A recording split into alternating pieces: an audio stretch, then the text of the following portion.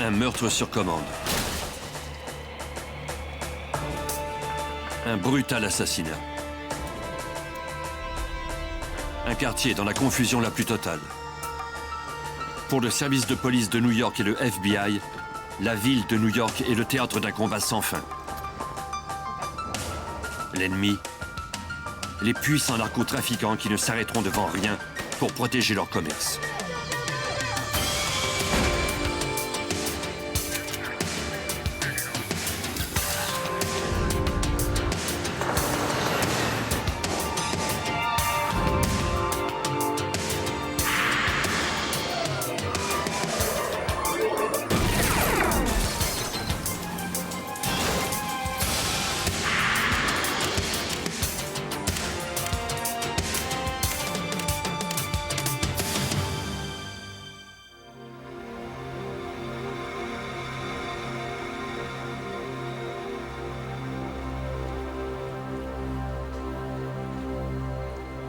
À New York, dans les années 80, le service de police de la ville luttait désespérément contre les barons de la drogue.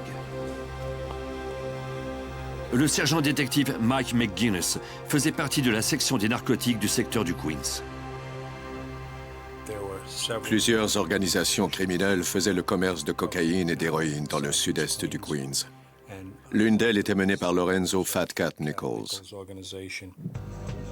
Lorenzo Fat Cat Nichols, âgé de 26 ans, était un grossiste en narcotiques. Il distribuait de la cocaïne et de l'héroïne à des vendeurs intermédiaires. Pour 1 kilo de cocaïne, il demandait 50 000 $. Il valait des millions de dollars.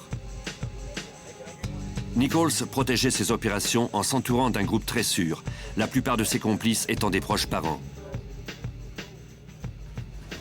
Pour la police du Queens, démanteler l'organisation de Nichols ne serait pas une mince affaire. Son quartier général se trouvait dans une épicerie à l'intersection de la 107e avenue et de la 150e rue dans le quartier Jamaica de Queens.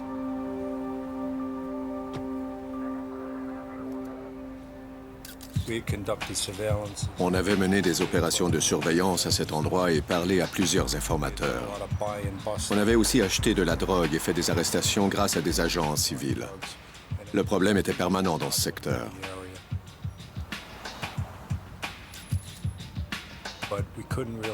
Mais on n'arrivait pas alors à monter un dossier solide contre Fat Cat ou l'un de ses lieutenants. Tout ça a cependant changé en juillet 1985. Une de nos équipes a mené une opération d'achat suivie d'une arrestation et a recueilli des informations. Ça nous a permis d'obtenir un mandat de perquisition de l'épicerie de Fat Cat et de l'appartement situé au-dessus du commerce. Un informateur nous avait dit qu'il y avait des armes, de l'argent liquide et plusieurs sortes de stupéfiants. 2 enquêteurs et moi-même sommes entrés dans l'épicerie. Je me suis dirigé derrière le comptoir et en m'y rendant, j'ai vu que la lumière était allumée dans l'arrière-boutique. Je suis alors entré dans l'arrière-boutique où il y avait 3 hommes derrière un gros bureau. Je me suis rendu compte que l'un d'eux était Fat Cat Nichols.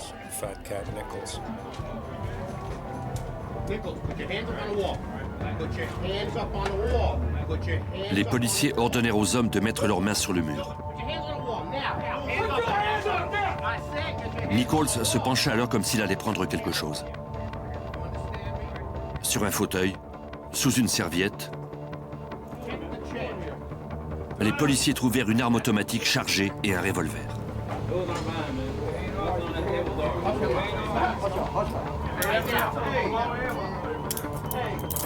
Les policiers fouillèrent la pièce et y trouvèrent de l'héroïne, de la cocaïne et 30 000 $ en argent liquide. Il y avait aussi plusieurs grammes de marijuana sur le bureau de Nichols.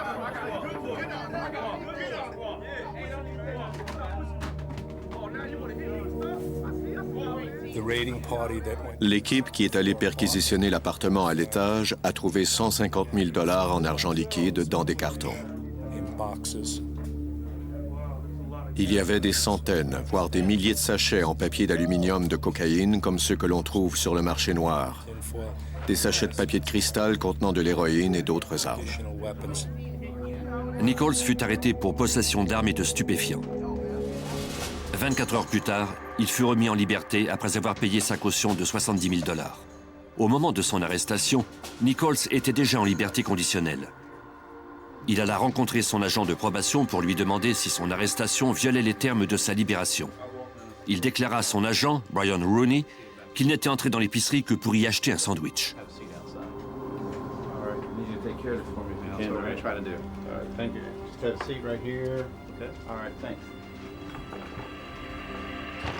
Rooney appela McGuinness pour vérifier la version des faits du contrevenant. Je lui ai raconté qu'on avait arrêté Nichols dans l'épicerie et qu'il avait plusieurs armes. Malheureusement, il avait été libéré sous caution et j'étais sûr qu'il avait disparu. Rooney m'a alors dit non, il est assis devant mon bureau.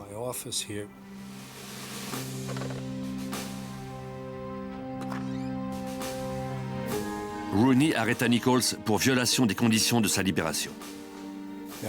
Ce que ça signifiait pour Nichols, c'est que même s'il avait pu être mis en liberté conditionnelle relativement à notre enquête, il avait enfreint les conditions de sa remise en liberté et ça, c'était un vrai problème. En plus des crimes dont on l'accusait, nous, il devait 14 ans de prison à l'État. Il avait de gros ennuis. Une semaine plus tard, McGuinness et Rooney témoignèrent lors de l'audience de libération conditionnelle de Nichols. J'ai brièvement décrit ce qui était arrivé ce soir-là et l'arbitre a aussitôt déclaré qu'il avait violé les conditions de sa libération, ce qui signifiait qu'il serait incarcéré. Il n'avait plus droit qu'à une seule autre audience comme celle-là. Ensuite, il devrait purger ce qui lui restait de sa peine de 14 ans. Mais le narcotrafiquant n'avait nullement l'intention de retourner en prison.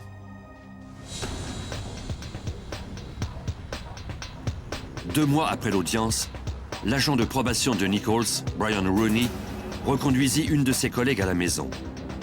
Il traversa la partie sud de Jamaica dans le Queens.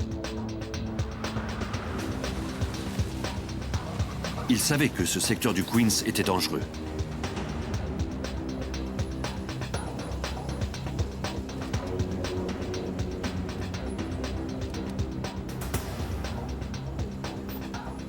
Mais il ignorait qu'il était suivi.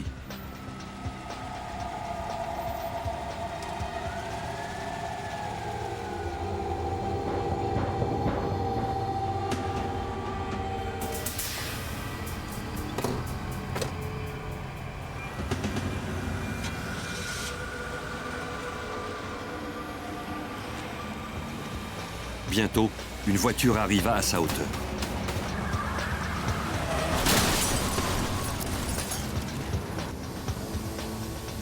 Brian Rooney fut touché au bras et dans le dos. Il mourut sur le coup. Ses meurtriers disparurent aussitôt dans la nuit.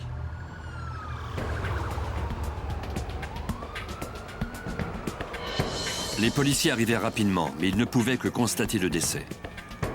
Ils examinèrent la scène du crime et n'y trouvèrent que peu d'indices. Il n'y avait pas de douille de projectiles et personne n'avait été témoin de la fusillade. La nouvelle du meurtre fut rapidement transmise au sergent-détective Mike McGuinness. Un sergent de mon bureau m'a appelé pour m'annoncer la nouvelle. Il m'a appris qu'on venait de tuer un agent de probation sur Stutphin Boulevard. Il s'agissait de Brian Rooney.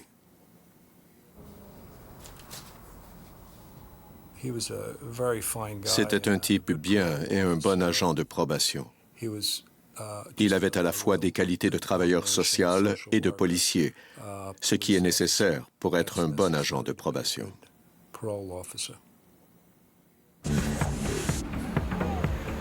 Le meurtre de Rooney était le dernier d'une série d'homicides à Jamaïca Sud. Des gangs rivaux se disputaient le territoire de distribution de la drogue. Le taux d'homicide dans cette partie de la ville où l'on vendait des stupéfiants augmentait sans cesse. Les fusillades étaient monnaie courante. Les gens avaient peur de sortir de chez eux. On savait donc qu'on n'avait pas d'autre choix que de poursuivre ces gangs. Le service de police de New York mit alors sur pied l'opération Clean Up, une importante opération anti-drogue. Ils firent appel à des centaines de policiers de postes de police partout à travers la ville. L'opération visait les vendeurs de drogue de Jamaïca où Rooney avait été assassiné. Des enquêteurs ratissèrent également le quartier près de Stutphin Boulevard où la fusillade avait eu lieu. Ils interrogèrent les gens du quartier en espérant que quelqu'un aurait vu quelque chose d'inhabituel le jour où l'on avait tué Rooney.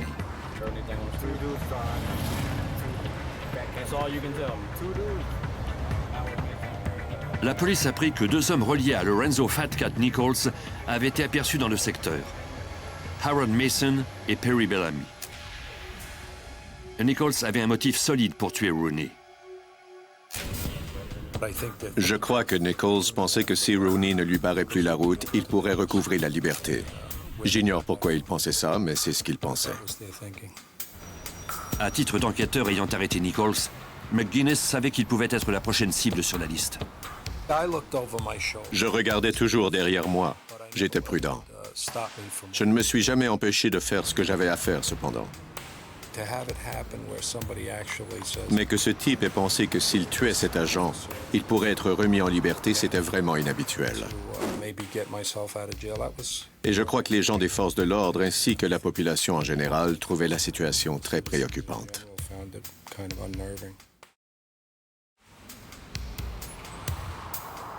Les policiers savaient qu'Harold Pappy Mason, un des lieutenants de Nichols, et Perry Bellamy, un de ses complices, avaient été vus dans le secteur le soir de l'assassinat de Rooney. Un informateur anonyme déclara que Bellamy était à l'extérieur de la voiture quand Rooney avait été abattu. Le lendemain, un autre informateur indiqua aux policiers où se trouvait Bellamy. Le tuyau permit aux policiers de trouver le suspect.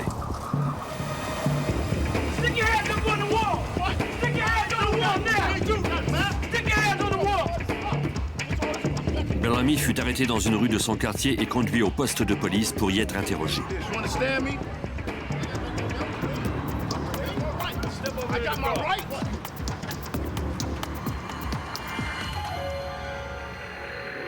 Il reconnut avoir vu Rooney à peine quelques heures avant le meurtre. Il affirma qu'il avait entendu parler de ce meurtre sur commande et qu'il avait essayé de mettre Rooney en garde. C'était pour cette raison qu'il se trouvait dans le secteur ce soir-là. Après plusieurs heures d'interrogatoire, les enquêteurs apprirent que Bellamy ne s'était pas contenté de mettre Rooney en garde.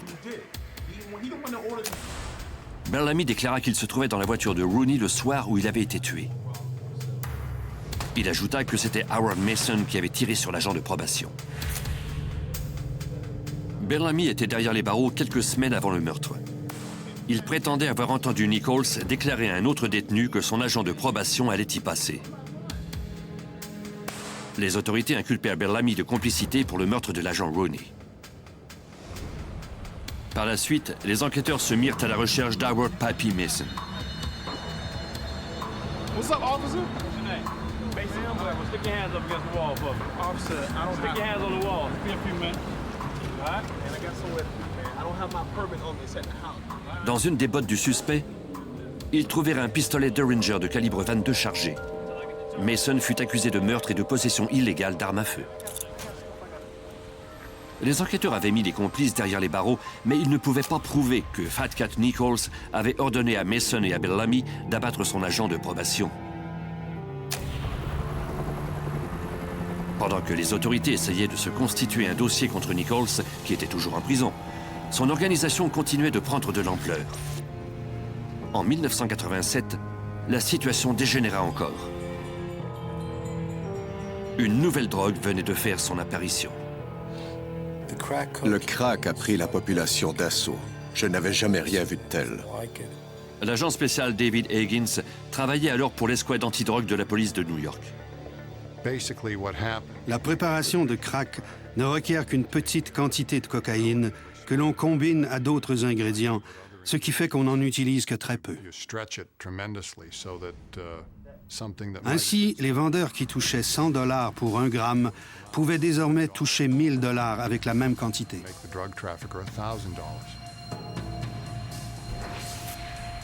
La drogue se vendait à petit prix, seulement 2 $ la dose, et elle créait rapidement une accoutumance. Pour la population ouvrière de Jamaïca, le crack représentait une réelle menace. Comme cette drogue provoque une forte dépendance, les gens qui la consommaient cherchaient sans arrêt à être sous son effet, et il faisait tout pour se l'offrir. Bien entendu, il commettait des crimes comme des vols et des cambriolages, ce qui avait un effet direct sur le taux de criminalité des quartiers où le crack était vendu. Le service de police de New York redoubla d'efforts. On donna un autre nom à l'opération Clean-up, l'opération Queens. Au début des années 80, une escouade antidrogue fédérale fut mise sur pied à New York. Son objectif était de mettre le grappin sur les vendeurs et les distributeurs de stupéfiants. L'agent spécial Richard Martinez fut assigné à cette escouade. Cette escouade bénéficiait à la fois des ressources du FBI, de la police de New York et de la DEA, ainsi que d'autres services. On voulait une approche coordonnée pour attaquer le problème.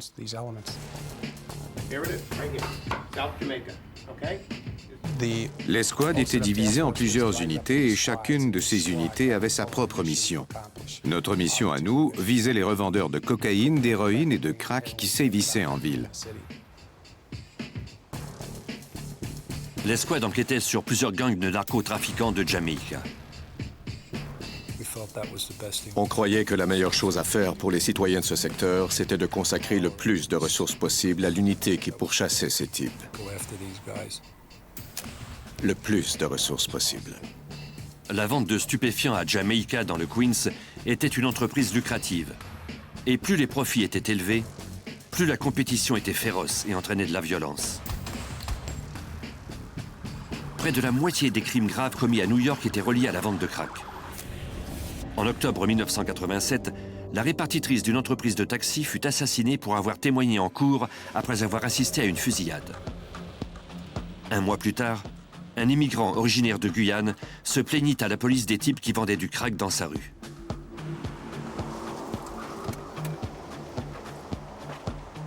Le lendemain soir, quelqu'un lança une bombe incendiaire dans sa maison.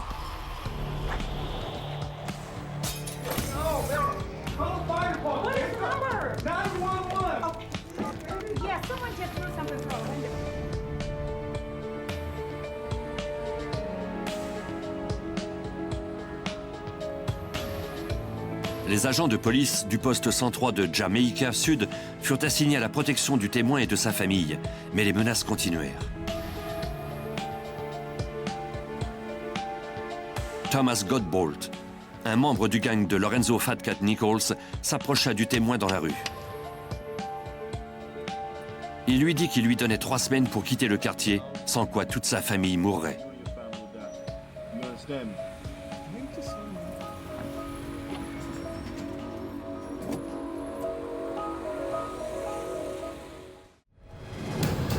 En 1987, les vendeurs de stupéfiants faisaient la loi à Jamaïque Sud dans le Queens.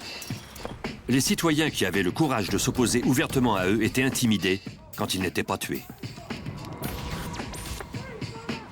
Le service de police de New York et l'escouade antidrogue fédérale commencèrent à exercer de plus en plus de pression sur les gangs reliés au trafic de drogue de Jamaïque. Ils effectuèrent plus de 2000 arrestations relatives au commerce et à la possession de stupéfiants entre octobre 1987 et janvier 1988. À la fin du mois de janvier 1988, un des lieutenants de Lorenzo Nichols, Thomas Mustafa Godbolt, fut envoyé à la prison de Riker Island pour avoir menacé un témoin d'origine guyanaise. Le 24 février, Harold Pappy Mason, soupçonné d'avoir abattu l'agent de probation Brian Rooney, fut reconnu coupable de possession d'armes. Le lendemain, Lorenzo Nichols fut condamné à une peine minimale de 25 ans d'incarcération pour 11 chefs d'accusation de trafic de drogue et de possession d'armes. On avait coupé la tête du serpent et capturé certains membres haut placés. Et notre dossier était solide. On croyait avoir démantelé cette organisation. Le service de police de New York et le FBI progressaient dans leur lutte pour reprendre le contrôle des rues de Jamaïque. Mais la guerre était sur le point de devenir encore plus féroce. Le 26 février 1988, quelques jours après la condamnation de Nichols et de Mason, l'agent Edward Byrne assurait la protection du témoin guyanais.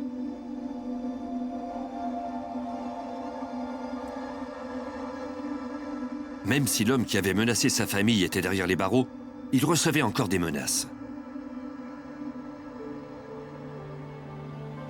Byrne était un tout jeune policier, il n'avait que 22 ans. C'était une soirée comme les autres.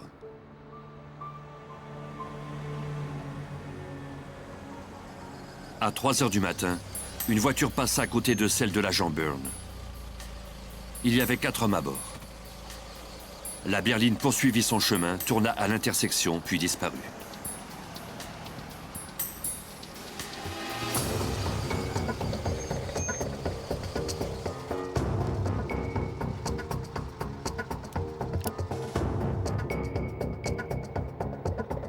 « 20 minutes plus tard, 3 hommes arrivèrent silencieusement derrière la voiture de l'agent Byrne.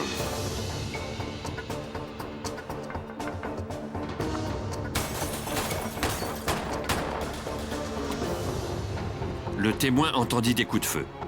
À 3h28, les répartiteurs transmirent aux unités la nouvelle. Un agent était tombé à Jamaica, dans le Queens. Des agents arrivèrent sur la scène quelques minutes plus tard. Les 2 vitres avant de la voiture de l'agent Byrne avaient été fracassées. Le jeune policier était mort. Les policiers sont très touchés par cela. Ils sont ébranlés quand l'un des leurs est assassiné. Le témoin que l'agent Byrne protégeait déclara à la police qu'il avait entendu des coups de feu et ensuite aperçu des hommes montés à bord d'une voiture brun clair avant de s'enfuir des lieux. Par après, les enquêteurs trouvèrent une Oldsmobile Cutlass 1976 de cette couleur, garée à environ 3 km de la scène du crime. Malheureusement, rien dans la voiture ne démontrait qu'elle était reliée au meurtre. Immédiatement après le meurtre de l'agent Byrne, le service de police de New York a vraiment sévi contre les revendeurs de drogue. On a exercé beaucoup de pression sur les narcotrafiquants de Jamaïca. Les agents voulaient capturer les assassins de l'agent Byrne. Des centaines d'agents de police de la 103e rue, de la 105e rue et de la 113e rue effectuaient des quarts de travail de 12 heures. Ils prirent le quartier sud-est du Queens d'assaut. Ils effectuèrent des raids dans près de 200 endroits et interrogèrent pas moins de 300 présumés vendeurs de drogue.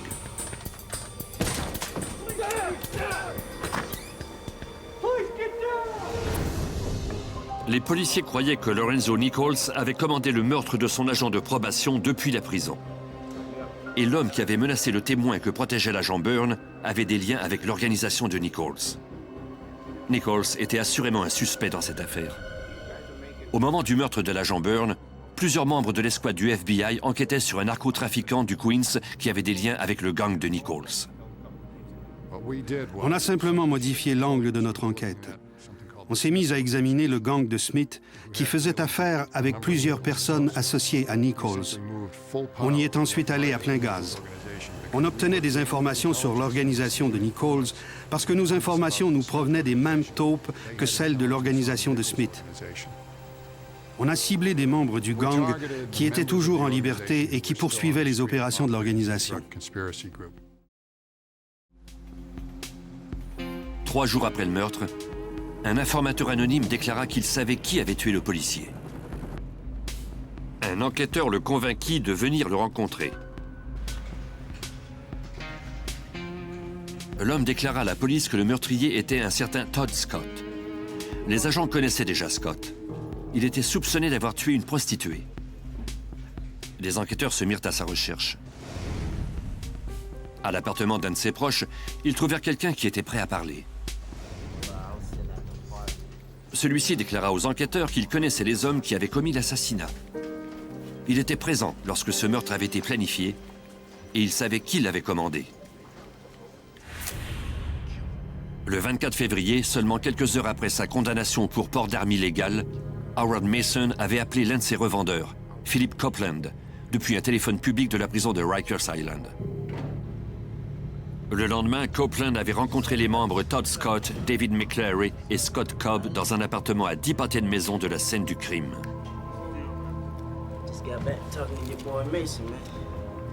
Copeland leur avait annoncé que le patron était devenu fou. Il leur avait demandé de tuer un policier, n'importe lequel. Il devait toucher $8 000 pour ce meurtre. Selon l'informateur, les hommes avaient tiré à la courte paille pour choisir le tueur.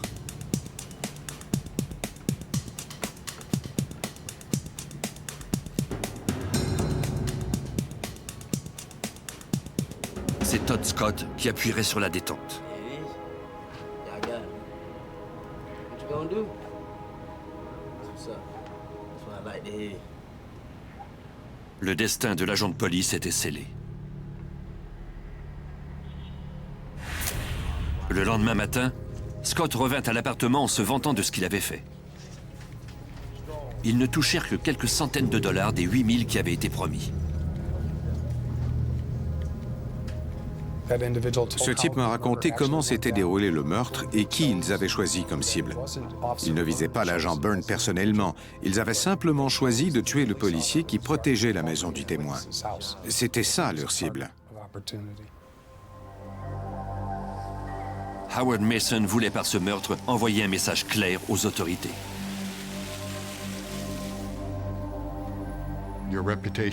Votre réputation est très importante quand vous êtes un narcotrafiquant. Si l'on apprend que vous avez hésité à commettre des actes violents pour vous protéger, vous ou votre organisation, vous ne pourrez pas être un narcotrafiquant pendant très longtemps. Mais ce meurtre a littéralement galvanisé le service de police de New York. Tous les agents étaient révoltés par ce meurtre d'un collègue portant l'uniforme. Il n'avait pas été tué pour ce qu'il avait fait, mais simplement parce qu'il était agent de police. La police de New York avait enfin les noms de suspects relativement au meurtre. On émit des mandats pour Philip Copeland, Todd Scott, Scott Cobb et David McLary. Copeland était déjà en prison pour une autre affaire. Les policiers se mirent à la recherche des 3 autres hommes. Plus tard, au cours de l'après-midi, la mère de Scott Cobb appela la police. Elle voulait que son fils se rende à la police, mais celui-ci était introuvable. Les enquêteurs qui croyaient que Cobb finirait par contacter sa mère installèrent un dispositif sur sa ligne téléphonique afin de connaître les numéros de toutes les personnes qui l'appelleraient. L'histoire du meurtre continuait de faire la une des journaux et la police talonnait toujours les revendeurs.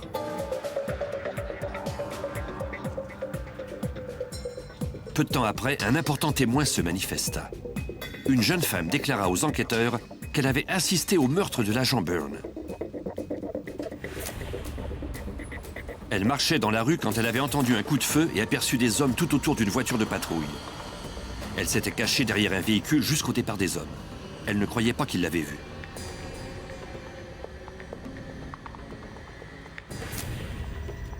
Les enquêteurs lui montrèrent des photos signalétiques.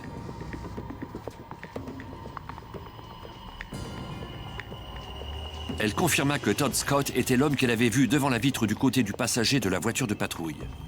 Elle identifia également David McLary comme étant l'homme devant la vitre du côté du conducteur et Copeland, l'homme debout derrière McLary. Les policiers disposaient enfin d'un témoin à cette fusillade. Ils devaient maintenant trouver les suspects qui avaient disparu. Le jour après avoir installé un dispositif sur la ligne téléphonique de la mère de Scott Cobb, les policiers obtinrent quelque chose. Un appel à cette ligne provenait du Queens Village. Il s'agissait d'un des repères d'Howard Mason.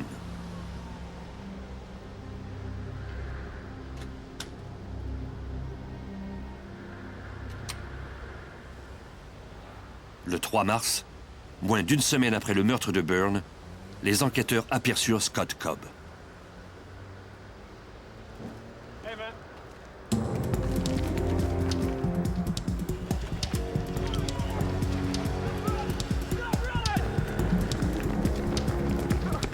Freeze! Step down and put your hands behind your back. Slow, slow. Il fut rapidement mis en détention.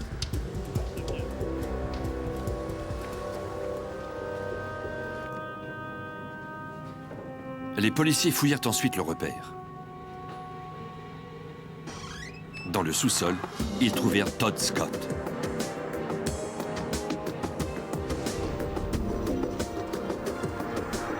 À midi le lendemain, David McLary se rendit à la police.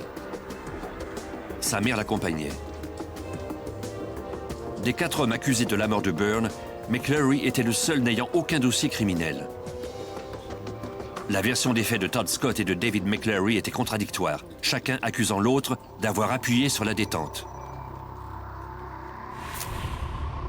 Dans toutes les versions des faits, toutefois, on disait que Scott Cobb se trouvait au volant de la voiture du groupe. La police et les procureurs purent finalement reconstituer les faits. À 3h25 du matin, Todd Scott avait attiré l'attention de l'agent Byrne en frappant sur la vitre du côté du passager de la voiture de patrouille. David McClary avait ensuite tiré à 5 reprises sur l'agent Byrne à travers la vitre du côté du conducteur. Philip Copeland se trouvait juste derrière McClary. Les 4 hommes furent accusés de meurtre au second degré. Mais pour les agents et les policiers, des questions restaient toujours en suspens. Est-ce que Howard Pappy Mason avait pris seul la décision de faire tuer le policier? Fat Cat Nichols avait-il joué un rôle dans ce meurtre? Et si oui, comment pourrait-on le prouver? La police et les agents du FBI soupçonnaient 2 hommes d'avoir commandé le meurtre d'un agent de police de New York, le narcotrafiquant Lorenzo Fat Cat Nichols ou son ancien employé, Pappy Mason. L'agent spécial David Higgins. L'enquête sur le meurtre de l'agent Byrne était sous la responsabilité de l'État. Elle était menée par le service de police de New York. Pendant cette enquête pour homicide, les autorités fédérales et les membres locaux de l'escouade fédérale menaient une enquête parallèle qui ciblait toute l'organisation de Nichols. Les enquêteurs se rendirent alors compte qu'il ne suffisait pas de mettre en prison les chefs de l'organisation et leurs lieutenants. Pour mettre un terme à la violence, on devait détruire les gangs. Le réseau de distribution de drogue de Fat Cat Nichols était énorme et rapportait plus de 20 millions de dollars par année. Grâce à des informateurs, on avait déjà établi que le centre névralgique des opérations de l'organisation de Nichols était le Big Mac Deli, situé dans le secteur de Laurelton, dans le Queens. On a immédiatement obtenu l'autorisation d'examiner les relevés d'appel de cet endroit. Pour enquêter sur cette dangereuse et imposante organisation, le FBI se servit de micros. L'agent spécial Richard Martinez fut assigné à cette mission. C'est seulement par ce moyen qu'on peut recueillir des informations sur des gangs importants. Quand un agent d'infiltration achète de la drogue d'un vendeur, il ne rencontre qu'une ou 2 personnes. Pour démanteler toute l'organisation, on doit pouvoir faire de l'écoute électronique. Les agents posèrent des micros au quartier général de Nichols, mais ils ne tardèrent pas à avoir des problèmes. Les suspects qui faisaient partie du gang de Nichols craignaient tellement d'attirer l'attention des autorités, comme c'était arrivé à la suite du meurtre de Byrne, qu'ils étaient déjà convaincus que toutes leurs conversations étaient enregistrées. Ils ont alors décidé de mener leurs opérations à un autre endroit. Les agents ciblèrent la famille de Nichols. 1 semaine après le meurtre, ils commencèrent à écouter les conversations de la sœur de Lorenzo Nichols.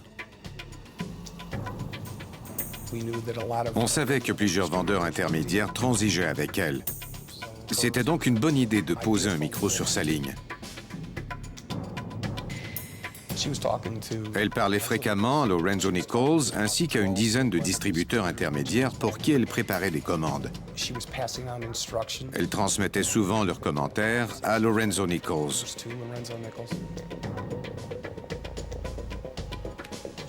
Elle était au cœur de l'organisation et c'était un coup de chance pour nous parce qu'elle aimait parler. La sœur de Nichols avait peur d'être surveillée.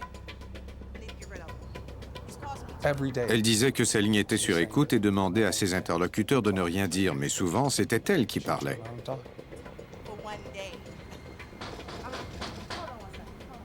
Parfois même, elle laissait le combiné décroché, ce qui nous permettait de tout entendre dans la maison.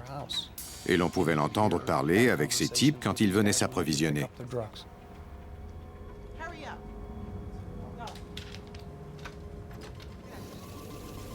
Grâce au micro, le FBI enregistra une conversation clé entre Nichols et sa sœur où il parlait de Pappy Mason. Au cours d'une conversation en particulier, elle a demandé pourquoi Pappy Mason avait fait tuer l'agent Byrne. Et Lorenzo lui a dit qu'il l'ignorait. Pappy Mason avait la réputation d'être un type violent. Et vers la fin, même Lorenzo avait pris ses distances de lui. Il ne voulait plus lui parler parce que Mason attirait trop l'attention des autorités. Avant cette conversation, tout semblait indiquer que Lorenzo était mêlé à ce meurtre. Mais à la suite de cette conversation, et après avoir corroboré ces informations avec nos contacts, on a su que c'était Howard Mason qui avait commandé le meurtre de l'agent de police Byrne. Pape Mason était d'avis que le service de police lui manquait de respect. Il avait donc ordonné à ses associés d'aller tuer un policier, n'importe lequel. Ainsi donc, Nichols n'avait joué aucun rôle dans le meurtre de l'agent Byrne, mais ses opérations continuaient de prendre de l'expansion et de fournir des narcotiques à de dangereux gangs de rue. On a pu établir par nos opérations d'écoute que Lorenzo Fat Cat Nichols communiquait régulièrement avec les membres clés de l'organisation. Toutes les semaines ou toutes les 2 semaines, un groupe le rencontrait pour qu'il puisse donner ses consignes en personne sur la façon de gérer l'organisation.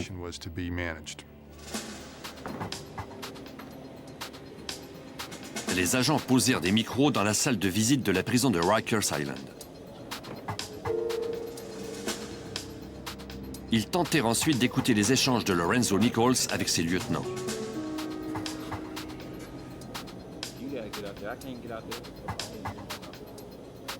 Malheureusement, la qualité du son était trop pauvre pour qu'ils puissent comprendre la moindre chose.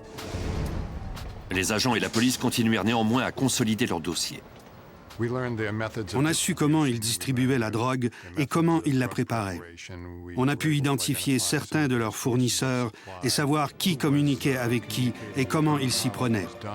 On a évalué l'ampleur de leur trafic et établi la liste de quelques-uns de leurs clients. Cela nous a ensuite permis d'établir la position hiérarchique de chacun au sein de l'organisation. On a poursuivi nos opérations de surveillance en nous basant sur les informations recueillies grâce au micro.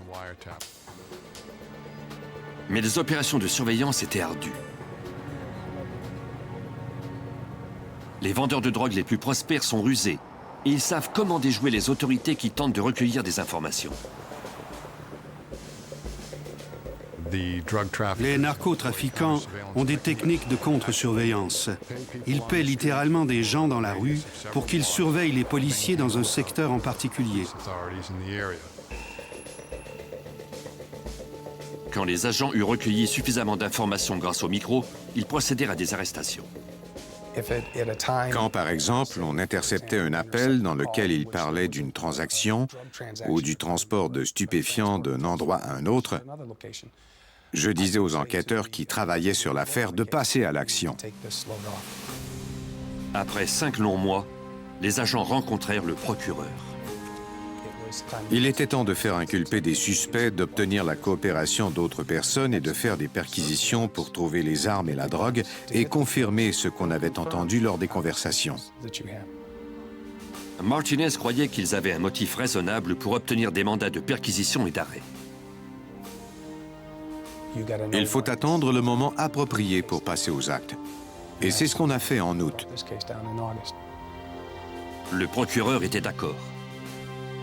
Le moment était venu de démanteler l'organisation de Nichols.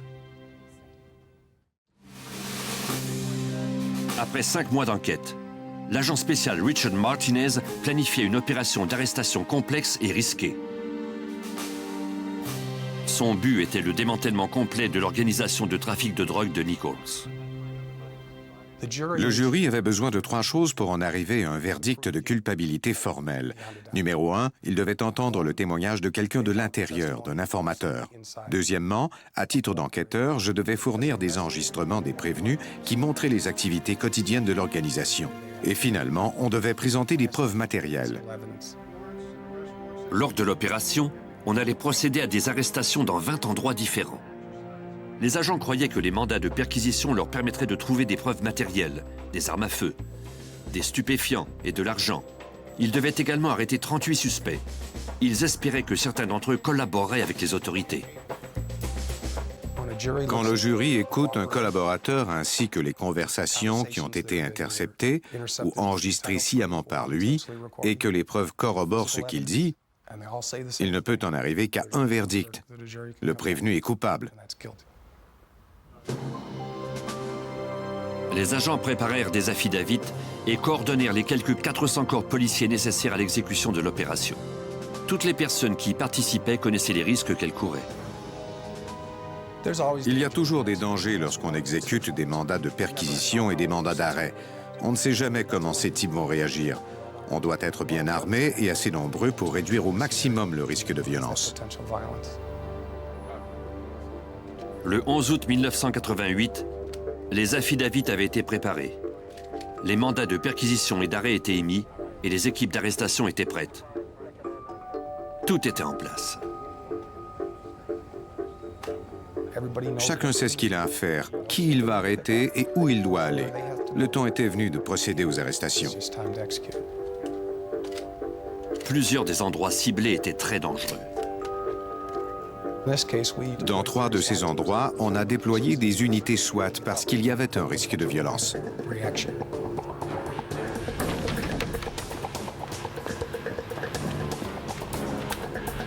Les équipes se rendirent aux endroits où les stupéfiants étaient entreposés et vendus. Heureusement, il n'y a pas eu de fuite au cours de cette enquête. Nos suspects ignoraient donc qu'on allait les arrêter quand on est passé à l'action.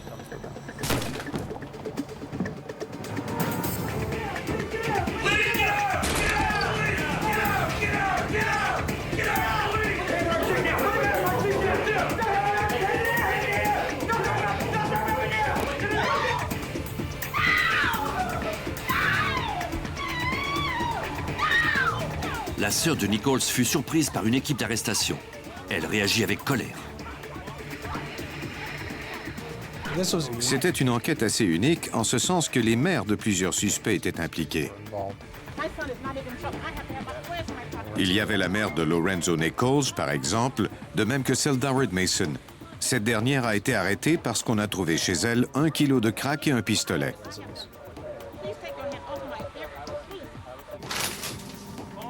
Un peu partout à Jamaïca, dans le Queens, les membres de l'organisation de Nichols furent arrêtés et l'ont recueilli des indices.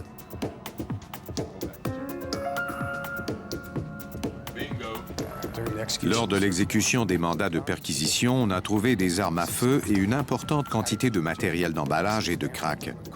En outre, plusieurs suspects avaient de grosses sommes d'argent sur eux. On a tout saisi. Lorenzo Fat Cat Nichols et Howard Pappy Mason furent tous deux accusés de crimes reliés au trafic de drogue. Ainsi, ils resteraient derrière les barreaux pour le restant de leur jour. À la fin de la journée, 30 personnes avaient été arrêtées et 5 propriétés avaient été saisies.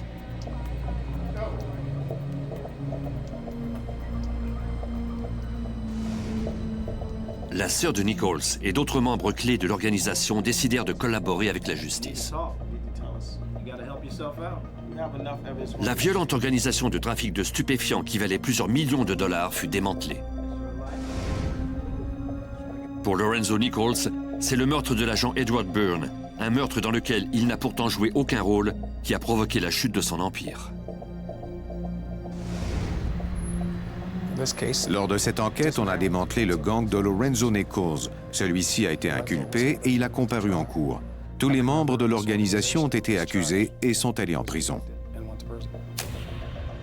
En 1992, Lorenzo Nichols plaida également coupable d'avoir commandé le meurtre de l'agent de probation Brian Rooney. Plus tard, au cours de la même année, on obtint de nouvelles informations concernant cette affaire. Randolph Lucas, qu'on avait arrêté pour un autre crime, avoua avoir joué un rôle dans l'affaire. Selon lui, son frère Eric conduisait la voiture quand il avait tiré sur Brian Rooney et l'avait tué. Ils avaient été engagés par un associé de Nichols pour blesser Rooney, mais dans la panique, ils avaient abattu l'agent. Personne n'a jamais su pourquoi Perry Bellamy avait déclaré s'être trouvé sur la scène du crime et vu Howard Mason abattre Brian Rooney. Le travail de l'escouade antidrogue de la police de New York et du FBI, qui ciblait les trafiquants de drogue du Queens, a eu un profond impact sur les crimes reliés au commerce de stupéfiants. L'agent spécial David Higgins, du FBI.